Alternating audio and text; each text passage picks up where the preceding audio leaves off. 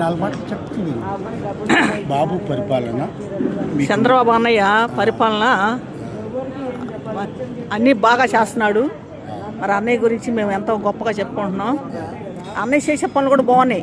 లోకేష్ బాబు చేసేయనా, పవన్ కళ్యాణ్ చేసేయనా, చంద్రబాబు అన్నయ్య చేసేయనా సరే, మరి మోడీ గారు చేసే పనులు బాగున్నాయి. మరి అన్ని ప్రజలకి మంచి పనులు చేస్తున్నారు.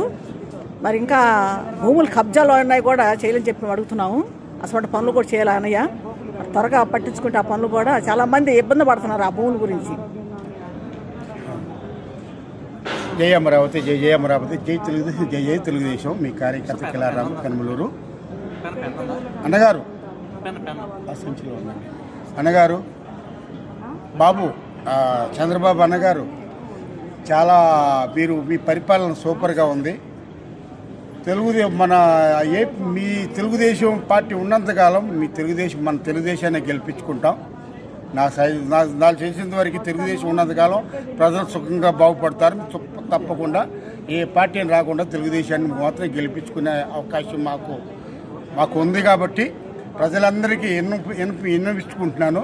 ప్రజలారా, మీరు తప్పకుండా ఎప్పుడైనా సరే, ఎక్కడైనా సరే, ఏ టైంలో సరే ఎలక్షన్ జరిగితే సైకిల్ గుర్తు కొట్టేసి తెలుగుదేశాన్ని గెలిపించండి. ఎందుకంటే ఎన్ని అవకాశాలు ఉన్నాయంటే మన రాజధాని నిర్మాణం పూర్తి కావాలన్నా, పోలవరం పూర్తి కావాలన్నా, మన పిల్లలకు ఉద్యోగాలు రావాలన్నా, భవిష్యత్తు బాగుండాలన్నా, మన ఆస్తులు కబ్జా గురికాకుండా ఉండాలన్నా, ల్యాండ్ ఆర్డర్ కంట్రోల్ ఉండాలన్నా, చక్కగా ఒక్కొక్క అర్హులైన వాళ్ళకి 4 పథకాలు 5 పథకాలు రావాలన్నా తెలుగుదేశం పార్టీ మనకు అండగా ఉంటుంది.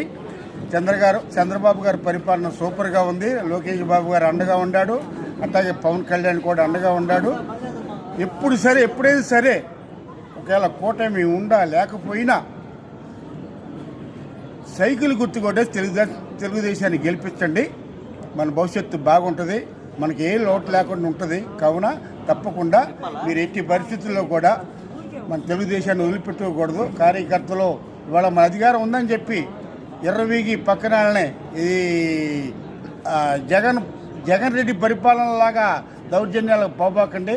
మన పార్టీ పేరు తీసుకురావాలంటే, మన పార్టీలో చక్కగా పార్టీని పేరు నిలబెట్టాలంటే మనం సక్రమంగా నడుచుకోవాలి. మన పార్టీని కాపాడుకోవాలి. తప్పకుండా అన్యాయాన్ని ఎదిరిస్తుండే ఏ ఎమ్మెల్యే తప్పు చేసినా సరే బాబు గారి దృష్టికి తీసుకురండి.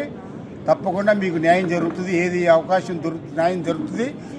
ఎవరైనా సరే జగన్ రెడ్డి వాళ్ళు ఎవరైనా సరే మన మీద దాడి చేస్తే మీరు ఎదురు తిరగడం మొక్కోవడం లేదని కార్యకర్తగా చెబుతున్నాను.